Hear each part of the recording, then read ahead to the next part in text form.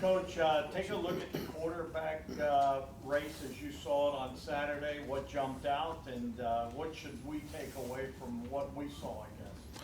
Well, one thing, I met with the quarterbacks, and, I made the comment that the only thing that was different about Saturday's practice was the fact that, we had students there and we had the media there. Other than that, it was just another practice. But what it does make you realize is how important every rep is. And that's, my job, and that's Billy Fessler and Brian Hartline's job, is to make sure that, they understand every single play matters. And we got to get better every day. That being said, it's been, 3 guys getting after it every day, improvement across the board. There's been good days on all fronts, but then there's been other days not so good. They're growing, they're learning. There's nobody that's that much further ahead of the other one right now, so they're going to continue to compete, and this is a big week for them, and Saturday will be a big day for them as well, get in front of everybody and have an opportunity to compete. Folks, we keep it to one question. Dave Biddle, 24/7 Sports. Speaking of QB competitions, you were here a little over a year, and you had to deal with Joe Burrow versus Dwayne Haskins. How nerve-wracking was that for you at the time, and how has that helped you, in subsequent QB competitions? It's nerve-wracking when you don't have a quarterback. It's a good problem when you have a room full of quarterbacks, and that's part of the process is finding the right one and trying to do the best decision you can. And there's a lot that goes with it. And in that situation, had 2 great quarterbacks, and they both had great careers. So that's not the one that's as nerve-wracking. When nerve-wracking is when you don't have one. So. But yeah, every year there's just been a different challenge, figuring out who that guy's going to be, and figuring out where their growth takes them.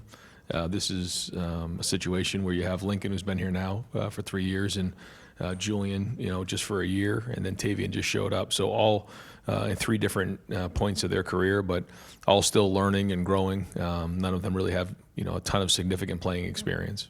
Is this nerve-wracking? We'll see. Yeah, we'll see. I think that there's been good play. There's been mistakes made, but that's part of growing. Now the question is, are you going to continue to make the same mistakes over and over again? That's when, we start to get nervous. But right now, we're still kind of in that growth phase and learning phase.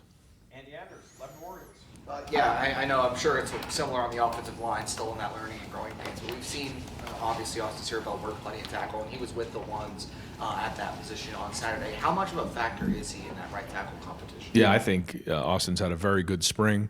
He's been playing multiple positions, and I think he's a true swing player who can do both guard and tackle, and he's shown to be able to do that. And a part of that is being able to handle it mentally, making that jump.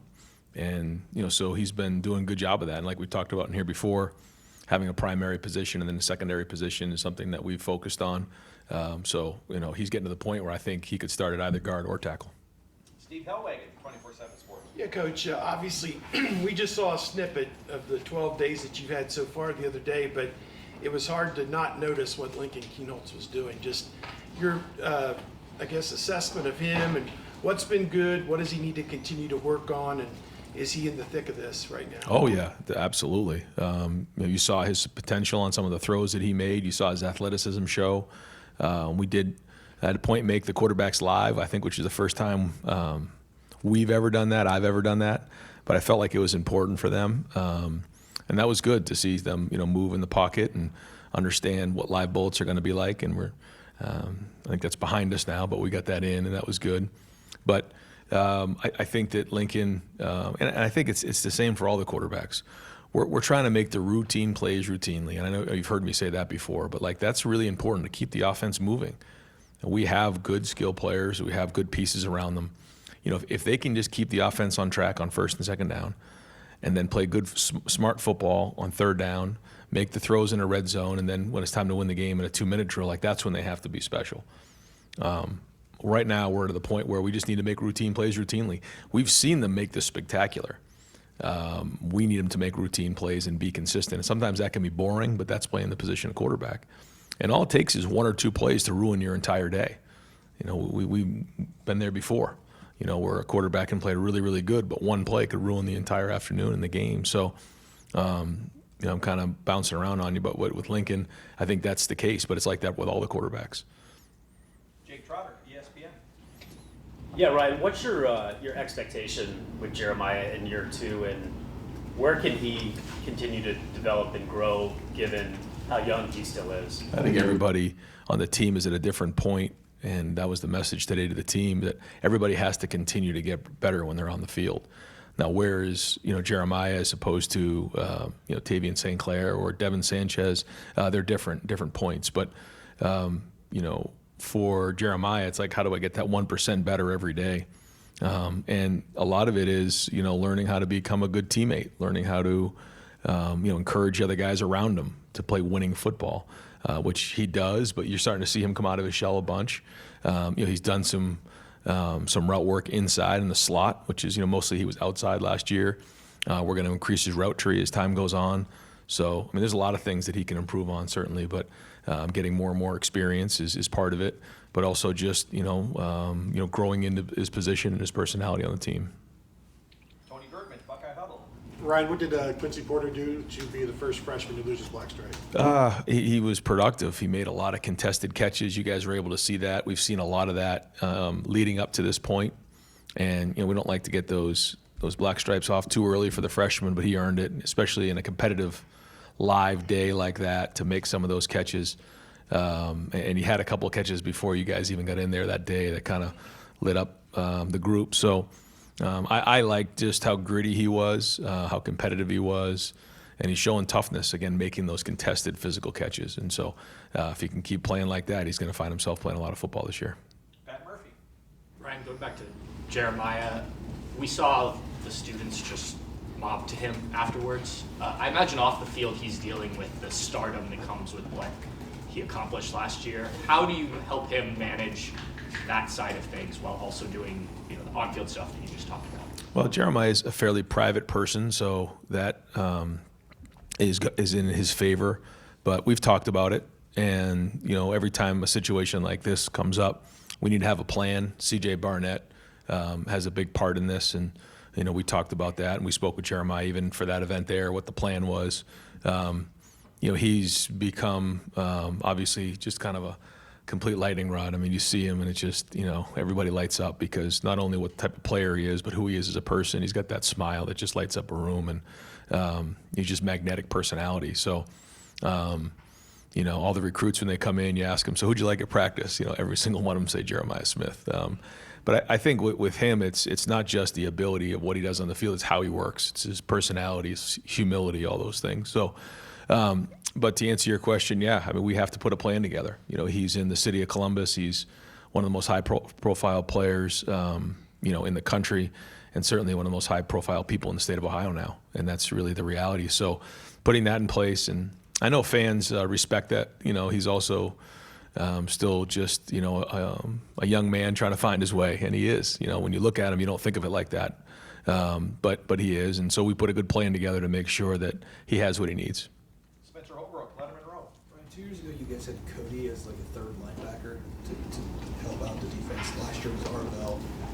With Peyton, it seemed like every time you looked up, he was making a play around the ball. Do you see that for him this year? What kind of impact can he have in your guys' defense? Yeah, I think Peyton Pierce is thriving right now with, having James and having Matt there. Matt certainly has a great background in linebacker play, and, just some of the new things and some of the schemes and techniques that are going on.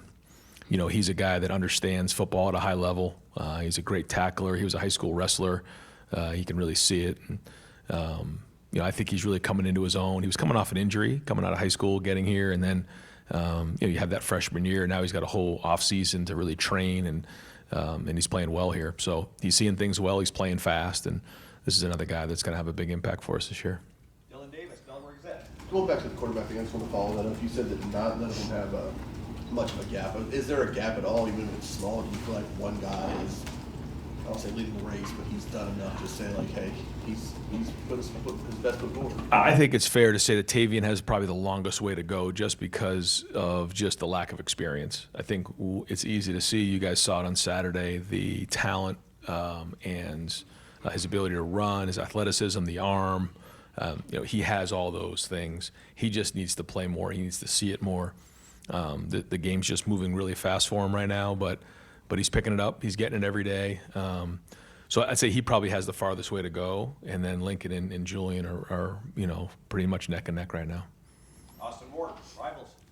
Ryan, when you made that decision to let them go live, I think you may have done that another practice before Saturday. That's a calculated risk and one you've said you never wanted to take before. Why was that different this time, and what was the thought process to get there? Did you have to take a deep breath? Yeah. Well, I think all three of them needed it for different reasons. I'll start with Tavian. Tavian, coming in and seeing the speed of all this. We're not going to do it in the preseason, so this was really about the only time we could do it. And I felt like he needed to feel the speed of the game, because the first time is going to be against Texas. And if the first game wasn't Texas, I don't know if we would do it, but it is, so we got to be ready. Lincoln, other than the bowl game, he really hasn't played a lot of significant football. So you start to get into a rhythm of practicing as opposed to playing. So you're sitting in the pocket, you start to feel like, you almost have a unrealistic view of your protection in there and getting a feel for that part of it. I also felt like he needed to let, he's bigger, stronger, more athletic than he's been. And I feel like he needed to let his athleticism go with some of the pocket movement things, some scrambles, just to feel what that is like. So I wanted to make sure, he got a feel, because when you're standing there as a quarterback and you're live, that's just a whole different feel. Being a quarterback, knowing what that's like, I thought that was important. And then lastly with Julian, and again, he had a few snaps last year, but hadn't really played, college live football, and so I wanted to just get that feel of what that was like. And when you're in the pocket and you get too much depth, and the defensive ends are rushing up the field, that's a sack. They're gonna whiz by you to stay off the quarterback, because that's what we do. But you got to feel what that is like, and so I felt like that was important for all three guys for different reasons. But that's probably the hardest thing for a young quarterback to understand, is standing in the pocket, when to stand in there, when to slide and create, and when to escape. And if you're not live, it's really hard to replicate that. So felt like it was important. Everybody came out alive, and so I think we feel good about that. Stefan Kreisny, Cleveland.com. We got to see Devin get his opportunities, whether it be against Quincy, some lined up against Jeremiah. Just where do you feel he's developing the most, and how much did he kind of capitalize on those opportunities Saturday or other practices that he's had? You said Devin? Yeah. He just going against great wide receivers every day, and that was part of the recruiting process with him and a lot of our guys, is that you're going against great players every day across the ball, and that's how you get better. And so he's had some really good snaps, and then ones that he's grown from and learned from. But he's very, very competitive, and just like any great corner, he's got a short memory. He moves on to the next one and grows from it. Rob Hall or Columbus Dispatch? You're coming off a season where you broke through, won it all, and you like to talk about process. Do you feel like you found the sweet spot, and it's going spring into fall, is just rinse and repeat? Or how do you navigate this? Just do the same thing we did last year, as close to possible? Right. No. It's coming off of last year. My initial first 2 weeks after the season was, okay, I wasn't even thinking about anything moving forward. We have to take a step back in spring. We just played 16 games. It's a long year. We have to be really smart. Our roster goes to 105. We can't afford to lose anybody. Got about a week and a half into spring and realized, the guys who left played a lot of football. The majority of these guys haven't played a lot of football. We need about 5 more weeks of spring football. We do. So we're going to petition the NCAA to see if we can get 5 more weeks, but I don't think they're going to pass that one. So it's actually become one of the most physical spring balls we've ever had. Now, guys like Caleb, guys like Sonny, some of the older guys, we've kind of pulled out a little bit. We've played a little bit more with the 2s and the 3s, getting those guys more and more reps, because they need to play. They haven't played. And it's so much different when you're a backup and you flash and you make a play or two. When you're with the 2s, okay, now you're the guy that we're focusing on. You got to sustain that level of play throughout a whole game. And we call it, you got to carry water. You got to be able to do the work. And that's growing up, as we all know. And so, we're looking for a lot of these guys to take the next step with that, to be able to now take more of these reps and be able to handle that for extended periods of time, and so that's where we're growing. But we're young, inexperienced, but the more we can do this, the more we can play, and get scrimmage-like environments, the better. So we're going to do that at the spring game on Saturday, just to kind of hit that format. So we'll break up offense and defense, and the first part of that will be thud, for some of the guys who have played a lot of football. But we'll be doing that, and then once that happens, after a few drives, we'll get right into it, and we'll be tackling. The quarterbacks will not be live, but everybody else will, and it'll look like a normal spring game. You mentioned last week that you need to see some defensive tackles step up. Have you seen any growth in that area in terms of building depth there? There's been flashes, but in order for us to play defense like we did last year, we're going to need those guys to step up more than they have.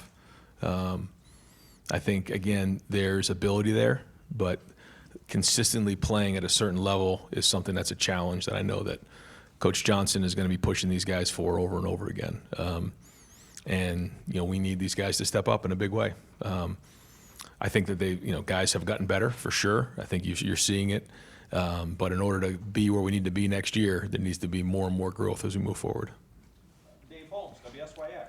Yeah, Ryan, without fail, the fan base will overreact on Sunday morning to 10 or 15 throws in this game because that's all they're seeing. I guess if you're, Professor Day, and this is the spring semester final exam, what percentage of the grade, how much do you weight a game like that as opposed to what you've seen the last few weeks? It's a piece. I think about quarterbacks' journeys along the way, and you just take certain guys, now that are in the NFL, and you just start in high school, and then you go to college, and you see their journey, and some guys transfer, and they go somewhere, and then they transfer somewhere else, and they finally play their best football later on, or then maybe some guys go on and play some of their best football in the NFL. It's a process and a journey along the way. So it's hard to make hard and fast decisions sometimes with young players. The key to all of it is them being resilient and learning and growing. And the faster they can learn from their mistakes and get better, the better off they're going to be. And so I don't have a crystal ball. I don't know what it's going to look like. But this is just the beginning. I don't know, like you said, like what percentage we're there. I can't really tell you. But I know that these guys all have to continue to grow and get better, and part of that may be throughout the fall. I don't know. We'll have to see where it goes. But the good news is all three can do it. They physically can do it. They can throw. You've seen them do that before, but it's now playing winning football for us. So the best we can do is put them in game environments. That's our job as coaches. But they're still green. Just a few more. Joey Kaufman, Columbus Dispatch. Right, with Lincoln and Julian being pretty much neck and neck, is this a competition you expect to go into fall camp, or is there any way to be resolved? I mean, maybe one of these guys jumps out ahead this week and really, make some separation, which if they do, then they do. But we'll see. We'll kind of see where it goes. And tomorrow will be a big day. But then really Friday is more of a spiders practice. We have our high school clinic here. But then the spring game. So somebody would have to make a significant move here on Tuesday and/or Saturday to really make that move to jump ahead. Stephen Means, Cleveland.com. Just more of a big picture thing. Whether it's Dwayne, Justin, CJ, I'll throw Kyle in there as well, and even Will, because it does seem like he's left an impact on how you view things. How have each of those guys, as a quarterback coach and a former quarterback, maybe impacted your view on the position in terms of what's important? Yeah, you learn because when people say, like, what are you looking for, you don't always have hard and fast answers. It's just like anything else. When you watch something, you use your past experiences to try to identify and project where someone's going to be. There's certainly things that you look at, statistically, analytics that you can look at, completions, grades, all those things are great. But a lot of it is just, looking at it and knowing the position, and then, using your past experiences of where guys were in their progression, their mentality, their mindset, their ability. There's just so many things that come into play. So, yeah, I mean, whether it's those guys here or even when I was in the NFL or, Matt Ryan at Boston College, I mean, you try to use all of the different people that you've used in your past to try to identify where these guys are in their process, knowing that everybody's different. Bill Rabinowitz, Columbus Dispatch. Not a quarterback question. Do you believe that when you leave on spring practice and Saturday that you'll feel good about the position, or do you still have major concerns because of the inexperience? No, we'll feel good. We'll feel good. We feel great. I don't know. We'll have to see how Tuesday and Saturday goes, but I think we'll definitely feel good coming out of there. I mean, we have good players, and I think the guys believe that they can do it. It's a growing process. And final question, Tim May, wall to wall, and 97.1 The Fan. Thank you, Jerry. There's a million questions, but velocity, the way the defense played on Saturday seemed to be obvious. I mean, to me at times and stuff. How pleased are you about that progress? New guys in a lot of positions over there and stuff. And am I wrong about them playing with some velocity there? And where do you want to see improve on Saturday when people are really watching again? Well, that's why we went live to feel that velocity, because there's just a different feel when you're tagging off. Sometimes on the perimeter, thud. When you're tackling, you're rolling, you're playing fast, and those angles change quickly. So yeah, I'll say this about this group: they are competitive, they're edgy, they've given great effort on the field. That has been every practice so far. So that is something that's like a foundation you can build off of. And I think that's been excellent. And I think you saw how hard they were practicing on Saturday, and that's been, now we've condensed this thing down to 4 weeks. So we've been going back to back to back with some of these practices, and they've been physical. So I give the guys a lot of credit. I mean, that's a great jumping off point as a team. Now, if we can just keep building and growing, we'll have something. Coach, thank you very much. All right, guys. Thanks. Yep. Matt?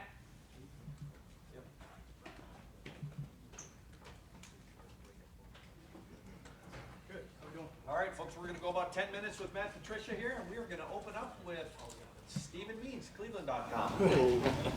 Matt, it seems like you've got a lot of options in that secondary of what you would want to do. What have you liked about Jermaine in that slot, and also kind of a sidebar of that? How much of, when you first looked at Caleb, when you were looking on the film, were you just thinking, how many different places can I realistically put him in a game? Yeah, I mean, when you have pieces like Caleb and guys that football knowledge that he has and his instincts, and it's been great the more that he's kind of been out there to really watch him on the field and how he moves, how he deciphers the game, and how he sees it. You love those type of players for sure, and being able to relate that to some things that we can do with him and put him in those positions is it's fun. It's fun. He's dynamic now. I mean, this guy he's smart. He plays extremely aggressive. He really knows the offense well, so like based on whether it's formation or split, like he's IDing everything, and he does a great job of communicating on the field. So he's been a lot of fun for sure. Jermaine, I mean, super competitive guy, a guy who's got great ability, speed, quickness, and then that position flex to be able to go outside, inside, and some of the things that we do coverage-wise where these guys are actually playing in a couple different positions, just based on formation and motions and things like that. It's been pretty impressive, with his skill set to be able to do all that. So it's been fun. That group is a lot of fun. They are dynamic. They have a lot of talent. They are competitive as all get out. And it's fun because, I don't think I've ever seen wide receivers this big, like all as a group. I mean, it's like every time I'm like, can you rush? Like how big? Like, I mean, these guys are ginormous. I think they're edge setters, but to have that competition every single day and to be able to go out there and watch our guys step up to that challenge is pretty awesome. Noah Weisskopf, the Lantern. A lot of players here have said that they want the championship stuff taken down. They don't want to see it. What does that say about this team, this group, especially the returners, and why is that significant? Yeah. I think it's a really mature approach by them, right? I think it's something that was, I think one of the great things about football, whatever level you're at, it's different than other sports. It's different than boxing. Like when you win a championship in boxing, the next time you step in the ring, you step in as the champ and you have to defend your title. When you win a championship in football, the next time you step on the field, it's something new. It's a new season. It's a new team. You have to start over. You're not defending anything. What you won, you won. Like that can't be taken away from you. That was last season. So I think it's a really mature approach by them for, sit there and say, hey, look, it's about going forward. We can't look back. It's about going forward. It's about building the journey this year to try to get back to where we want to be. But you have to start all over again. And you got to start at the bottom. So that's a great mentality.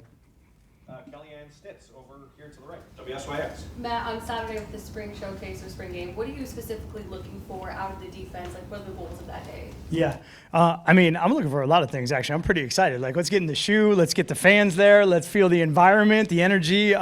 Just getting a little bit of that last Saturday with everybody kind of in the indoor, that excitement. I think that's that's fun. You know, I mean, we're getting that feel for it. So I'm excited to see the fans. I'm excited to get the crowd. I think one of the things defensively, you're always trying to, practice in these situations, communication, right? So it's always going to be hard at home for us to communicate because our fans are great and it's going to be loud for the opponent, which is what we want. So our communication has to be on point. Our recognition has to be on point. I think, this is obviously new for me, not having in a while, having preseason games, right? So the next time we go in that stadium to play, it's for real. So just our overall operation, coaching staff, to make sure we're communicating well, make sure we're getting substitutions and personnel groups and all of that, this is a good opportunity for us to get a dry run at that before, we get to that first game. So that's really important. And then, of course, we want to see everybody compete, the different positions and the different opportunities that everybody has to go out and, we'll get a chance to look at that tape and get another evaluation of where they're at. So there's a lot. It's going to be great. I can't, let's go. It's going to be awesome.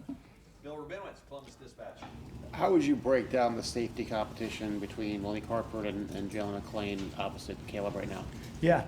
I think it's been really good with both those guys learning and competing and playing a couple different roles, a couple different spots. And Caleb is out there for some things, and there's other things that we're holding them back on. So they've actually had an opportunity to both be out there quite a bit and really to be able to evaluate the different things that they can do skill set wise. I think there's some different packages that we can run with those guys on the field and different alignments that they could be in. So it's just a great evaluation right now of seeing some deep field play, some down in the box play, some maybe man-to-man coverage stuff with them. We got some different things in that intermediate zone where they're kind of reading routes and breaking. And I would say both are really shining and showing their skill sets that we can utilize them in those situations. Tony Gerben, Buckeye Huddle. Peyton Pierce, what have you seen from him this spring? Because we saw him everywhere on Saturday. Yeah. One thing about Peyton Pierce right away, we go to inside drill or anything, everyone's going to feel Peyton Pierce right away. He comes downhill with a physicality it's phenomenal. He is a physical player. I think one of the other things on top of that, so he's doing a great job with all that. But to build on that, his communication, his command, linebacker, you have to be able to get in there, call the huddle, make sure we get adjustments right, get the front correct, communicate with the back end. And I think that's the piece of it right now for me that's really improved through the spring is just his overall command, understanding of the defense, and then his communication to get everybody, kind of set and lined up and ready to go. It's been good. Pat Murphy, 24/7 Sports. But you're in the NFL, if you don't have depth at defensive tackle, for instance, you can go out, you can sign guys, you can make trades. Here, you just have to develop those guys, right? How do you feel like that has come along, and how different is that for you, knowing that, hey, these are the guys we got, maybe the transfer portal after spring, but these are the guys we're working with? Yeah. I think you always want to develop players. I think that's the best thing to do within a system is to try to, you want to groom them, you want to grow them, you want to increase their skill set and their fundamentals because, those are the guys you're working with every single day. And it is similar. There's only certain times of the year, even in the NFL, where you can actually add to your roster. So you're going to get to points where your roster is what it is. And I think the guys that have been able to show also position flexibility, so whether they can move out to different techniques, whether it's a 5 to a 3 or a 3 to a shade back out to a 3, those are the guys then that's where your depth comes. So maybe you're a guy that's maybe a backup nose guard that, you'd rather have him out there and then move the other guy out to a 3 technique. So it's really kind of that structure of where those guys can go. But I think you're always trying to develop, always trying to bring those guys along. And, it's like I tell them, just prove us right. That's why you're here. We believe in you. We know you can go do it. So we're going to do everything we can to help you, achieve everything you want to. And that's going to be the best for the team. So, I think those guys are working really hard. Coach Johnson does a great job. All the drill work. If you get a chance to watch Coach Jay do his drill work, it's the detail of the hand placement and the footwork and the, just the coaching points that he puts them through. Those guys they're blessed to be in that situation to get all of that information. And then those guys that just continually build on that and grow, as a player, you can really see that, you can see why those guys develop every single year. Austin Ward, Rivals. To follow up on that defensive line, where from day one through the end of 3 weeks do you think you've seen the most progress up there? It's a good question. I would say, I think the guys have done a really good job with the multiplicity of some of the things that we're doing right now, and moving around and kind of being in some different spots just to kind of get an evaluation of it, to see if we can have some of that depth and put them in those alignments. So I think that's been pretty impressive. I think our pad level has gotten better. I think that's one of the things when you start out and you're back in practice and you're rolling, and it's the beauty of spring ball. We actually have we have equipment on. So you actually get to evaluate this stuff and not have to wait till training camp, which is awesome. So we've made strides there, hand placement, pad level, which is, leverage up front, which is what we're going to need. So that would be the biggest area I've really seen, like, guys just kind of really getting better technique. Far right, Spencer Holbrook, Letterman Row. With Caleb not needing as much work this spring, how much has that benefited the other guys? Obviously, they all just moved up a spot on the depth chart in the spring. And what have you seen from Jalen and Malik and maybe Leroy that you wanted to see this spring? Yeah. I think there's always opportunity when guys aren't on the field. And certainly you want Caleb on the field. He's really good and kind of helps settle the communication. He's a great player. But look, when guys aren't on the field, it's an opportunity for someone else to go in and step into some different roles and have an opportunity to go make some plays and flash, for the coaches and for their teammates. I think all of those guys, that you mentioned have done that, and have done it at different points. And now it's just building on the consistency of that, whereas you have a player like Caleb that has proven that he can consistently show that kind of production and that performance. Those other guys are now having those reps to be able to have enough, built up to show that, hey, they can do it consistently and be in the right positions and make the communication and make the plays. So that's been the best part about it for those guys, just having all of those reps. And, again, I say this one too, we only have so many games, so you have to get better at practice. It's just what it is. It's different than, like I said, baseball, you play games to get better. Football, we got to practice to get better. And I think having those guys to be able to have those reps has been invaluable. Time for just a couple more. Far left, Jake Trotter, ESPN. Yeah, hey Matt, what has been your impression of Jeremiah this spring, especially given your NFL background? Really, again, like I said before, just outstanding kind of just presence out on the football field. That's probably the biggest thing I would say. Just his ability to kind of just calm things down and go play, and really good player, obviously. But that'd probably be the biggest thing. Yep. Gabe Biddle, 24/7 Sports. You've talked about adjusting your scheme to the strength of your players defensively. Is the 4-2-5 the best formation for you guys? And how much three linebacker sets do you plan on using? Yeah. I think, 4-2-5 or the nickel sets, and the variations of those nickel sets are just so prominent in football right now because there's so much 11 personnel. And then the 12 personnel, which is the two tight end sets that play like 11 or the open up formation. So you got to be a little bit multiple to be able to do all of that. But, when you got to get in base and get into, three linebackers or some version of that, you have to be able to stop the run. And certainly that, I think, also picks up critical situations, whether it's third down, low red area, or you're just getting bigger offensive personnel groups out there. So having all of that is important. Being able to be multiple out of the nickel packages is something I think that's really important too. And then there's different variations of those nickel packages that, with as much talent and which is much the guys that we have in that room, I think we can do some of that and be versatile that way, which would be great. Dylan Davis, Delaware Gazette. With the emergence of Peyton Pierce playing the way he is right now, does that free you up maybe to do things with a guy like Harvell that you wouldn't otherwise be able to do if you didn't have a proven third linebacker behind those guys? Yeah, Arvell, he's definitely has a different skill set, so there's a lot of things I think you can do with him and having that depth at linebacker and to the point of being able to play, nickel defense, being 3-for-2 in that position, or sometimes 4-for-2, where you can rotate guys through. That allows you to move those other guys around into other spots. And I think Arvell's got a skill set that, we're taking a look at some of those things right now to see how much he can do. And you certainly want him to be great in the role that he's in. You got to make sure that that's solidified and ready to go. But moving him around, I think, makes it difficult for people to try to figure out what he's doing. Absolutely. And final question, Tim May, wall-to-wall, and 97.1. Hey, thanks.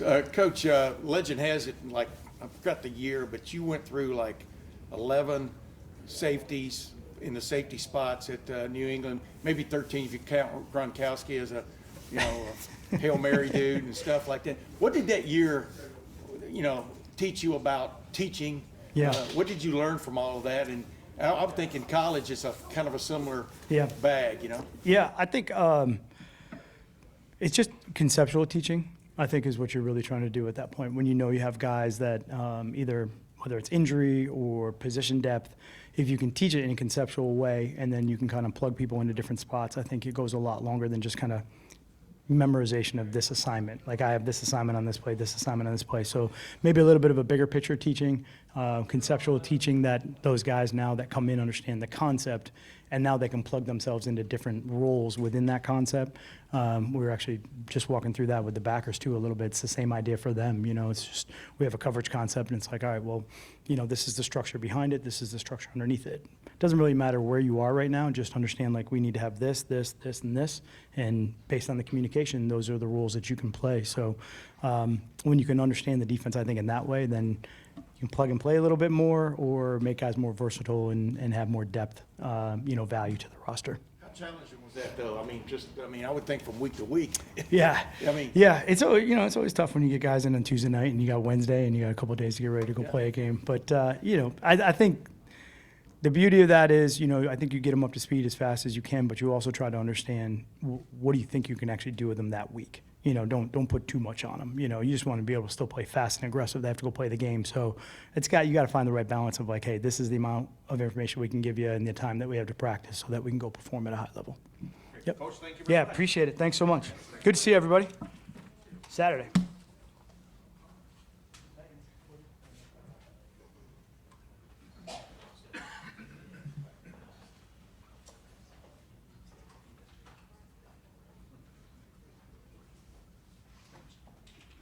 All right, Coach, thanks for some time today.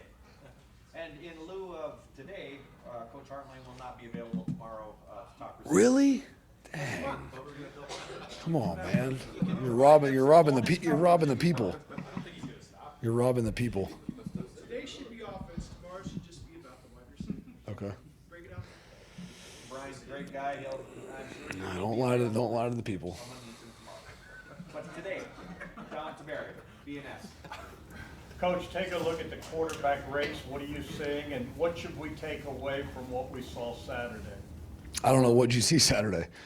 I think that they're competing at a high level, which I appreciate. I think earlier in the spring I identified that, their preparation outside of the allotted time on their own to prepare for practices is very apparent. That's continued.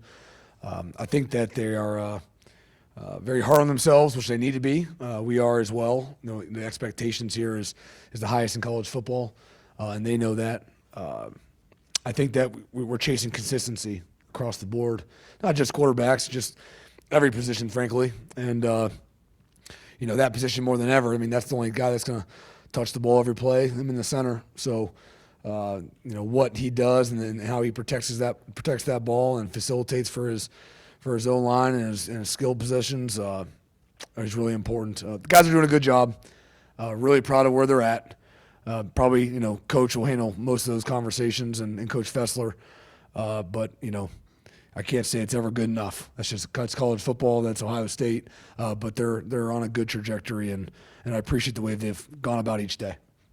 Dan Holt, 11 Warriors. Ryan, how do you feel like the depth is coming along at wide receiver? Are you seeing, those 4, 5, 6 guys that you want to have there? Yeah, I think there's definitely a group, I should say, forming.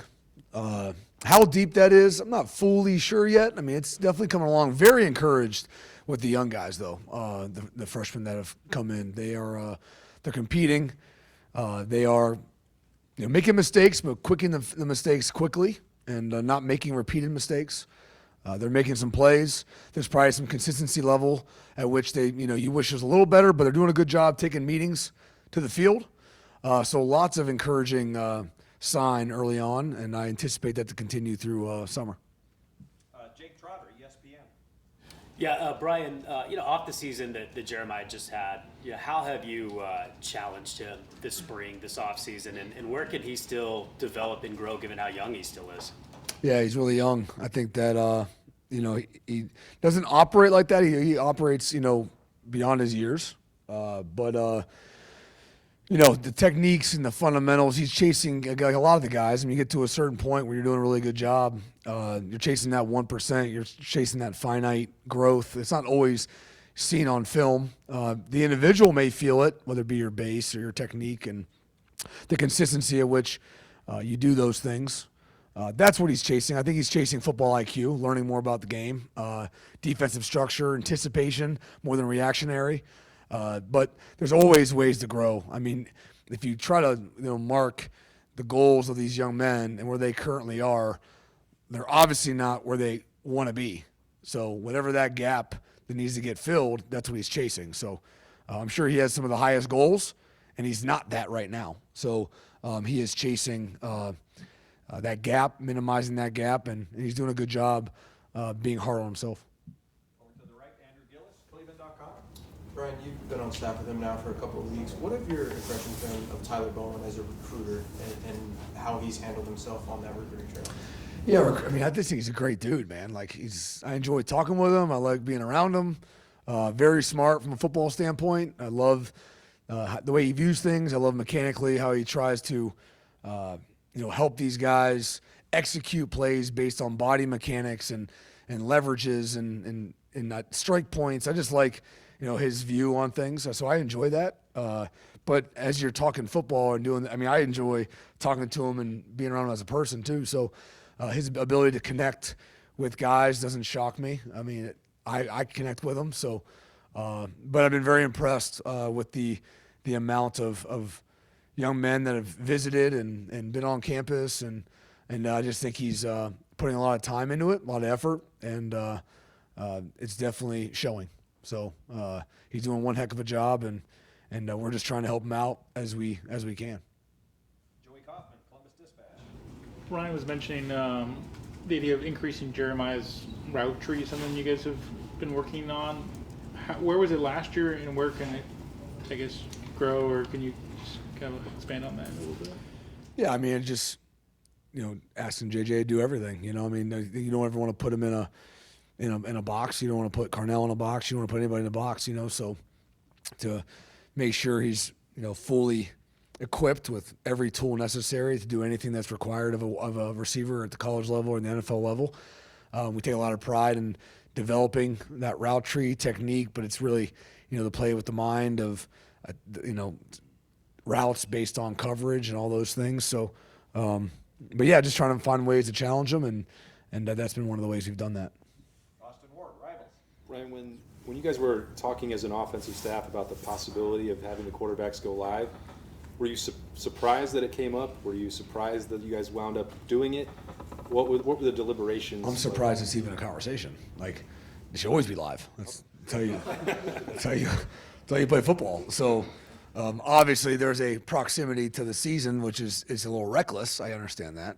But in spring, when you're competing for jobs, if I'm a quarterback, I'm asking to be live so I can show him how I'm different than, anyone that can't be live. You know what I mean? You're always trying to find an edge. And if you're never fully live, I don't think you fully give guys opportunity to be who they want to be or be who they can be. So that being said, I will cast my vote, but that will not be my final decision on that. But I will cast my vote. The guys have handled it well. It was good for all parties involved. And the more we can do that, the better. But I'm sure that is coming to a close here very quickly. So. Pat Murphy, 24/7. Ryan, Jeremiah off the field, we saw after practice on Saturday, the mob that came to get autographs and things. When you're working with him on all these things you're talking about, but also dealing with the life of being one of the biggest names in college football, how do you help mentor him in that aspect of things? Yeah, it's a blessing to be able to be in a position where, can provide insight or I wouldn't say recommendations, but just, give perspective. How he chooses to receive the perspective or not want it or not, he always does, but which is fine. But to be in that position is really humbling. That being said, he does a really good job on his own. He doesn't need checked on too much.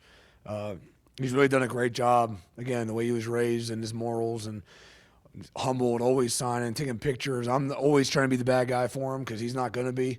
And just says, again, more about his character. But he's not the only, he's not the only guy. Any guy would kind of do that. We have a group full of awesome young guys, but Jeremiah's done a great job with it, handling it, and it's definitely growing at an exponential rate, to say the least. But I think he's built for it, and he's been handled at a high level. But those around him, we're trying to help him out a little bit. Yeah. What made Quincy the first freshman to lose his black stripe this year? Yeah, that's a good question. I think that, frankly, I'm not really fully involved with that. So I can be, but I wasn't. I think that people on the outside, whether it be defense or even Coach Day or anybody brought it to my attention, we were kind of just going about practice, and that's our expectation, to make plays, not make mistakes. And he was starting to make a lot of plays consistently. And I think the consistent level that he's been as a person, being on time and doing his job description on each play, and the ball is coming your way, you're making some big plays, and it starts being seen by your peers, and your peers start asking for it. They start barking, get his stripe off, all those kind of things.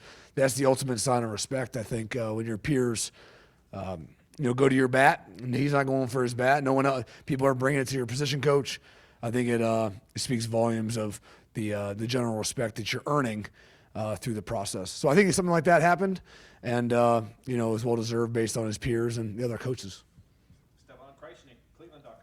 Ryan Day was talking about how impressed he's been this spring with Austin Saraville, all that he's been able to do, and Tyler Bowen was talking last week about the importance of the cross training and all that goes into that. Just how much have you seen Austin benefit from this spring and everywhere that he's been, and how big of a piece do you think he's going to be regardless of where he fits on this offensive line?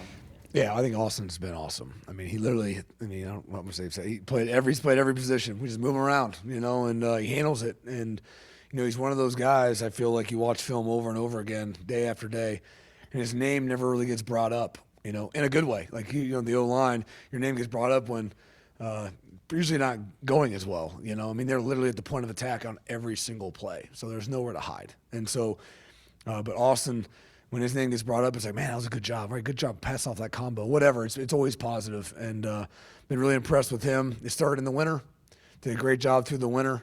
Again, continuing to build the respect for his peers, and then he's done a good job, really good job, just being very consistent through spring.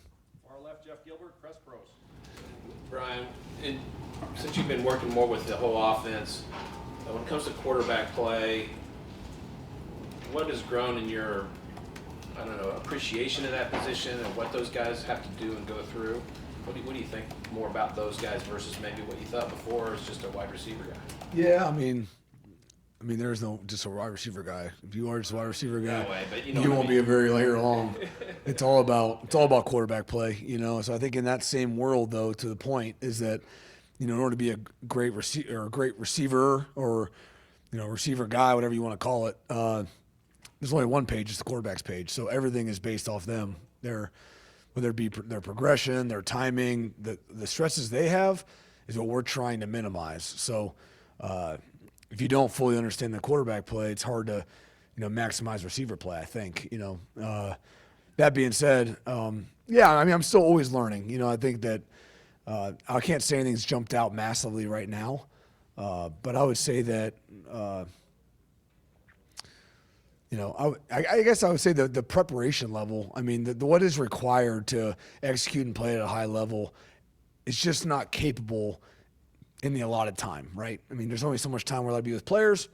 If you're not willing to spend, your own time getting prepared for practice to maximize one's ability, there's a good chance you're not going to maximize your ability. So, other positions, O-line, same thing. Receiver play sometimes can get away from it. We do a great job studying and being in the room extra for sure, but the requirement of a quarterback to know, to fix protections, to be our run game coordinator based on the calls, to get us in different checks. There's so much they need to know, and frankly, the O-line's only as good as the quarterback, the receiver's only as good as the quarterback, the offense is only as good as the quarterback, and it's our responsibility to put guys in position to maximize what they're capable of maximizing.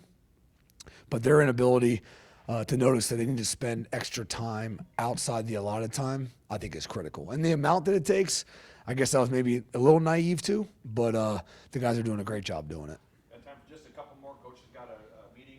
Rob Aller, Columbus Dispatch. Yeah, Brian, you guys reached the mountaintop. You got a banner out there, national champs. How do you keep these guys grounded, being in the moment, looking ahead, not back? Are you tougher on them because? No, I think that, I think we have a lot of guys, I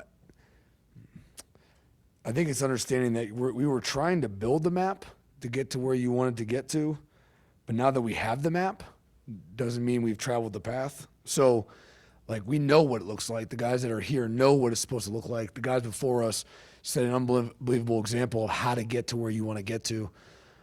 So the focus is on trying to replicate what they just did and how they operated.